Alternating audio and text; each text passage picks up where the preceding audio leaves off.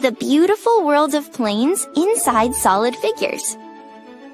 The world of solid figures cannot be fully described by width and height alone.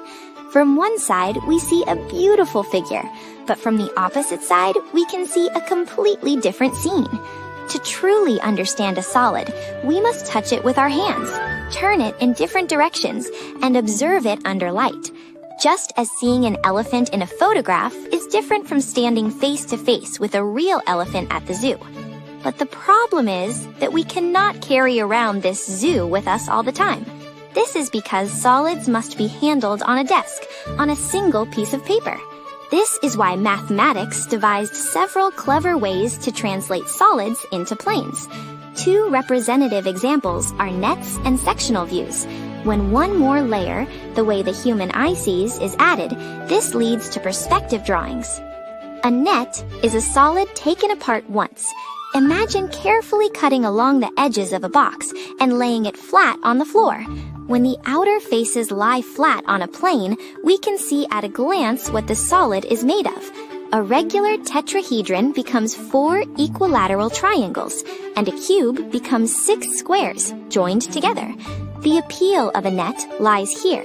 It lets us directly see how many faces there are, what shapes they take, and which faces touch each other.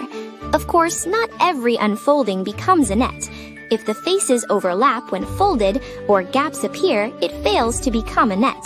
Edges that must meet need the same length, and folding edges must be marked differently from cut boundaries.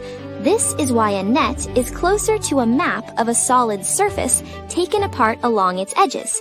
This map is used where the order of folding and cutting matters, such as in packaging boxes, sheet metal processing for cars and appliances, and clothing patterns. In architecture, it also helps lay out invisible paths in advance, like wiring plans. A drawing that sets a direction and shows a solid at a glance is a sectional view. Visible edges appear as solid lines, hidden edges as dotted lines, and parallel edges remain parallel in the drawing as well. Picture a cube. Draw the front face as a square. Draw the side and top faces as slanted parallelograms, and a sense of depth appears. However, we must be warned about one important thing. A sectional view does not draw surfaces as they actually are. It does not represent surfaces in their actual shapes. The accuracy of the plane is slightly sacrificed, but the structure becomes clear. For this reason, a sectional view is commonly used in building plans, product manuals, and mechanical drawings. A quick look before assembly gives a sense of the whole process. And the method that makes us say, "Wow, it looks real," is the perspective drawing. It is the familiar sensation when railroad tracks stretch into the distance and the gaps seem to narrow. The sensation when the end of a tunnel appears to gather into a single point. In perspective drawing, even parallel lines, when extended far enough, are treated as if they meet at one point. This point is the vanishing point. What is near appears large. What is far appears small. Because of this rule, a drawing comes to resemble reality. So, sectional views and perspective drawings are good at different tasks. A sectional view is useful for grasping lengths and structures at roughly equal scale. A perspective drawing is useful for conveying the sense of space as the human eye perceives it.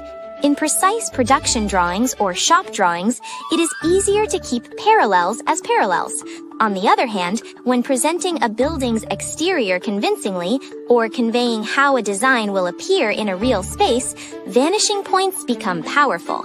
In the end, the core idea is this. When a solid is brought down onto a plane, it is translated into a different language depending on its purpose. A neck is a translation that unfolds the surface to reveal structure. A sectional view is a translation that makes the structure visible. A perspective drawing is a translation that preserves the sense of sight. Even from the same solid, different planes are born. That fact alone is quite amazing. What we learn may not be figures, but perhaps a way to transcribe the world.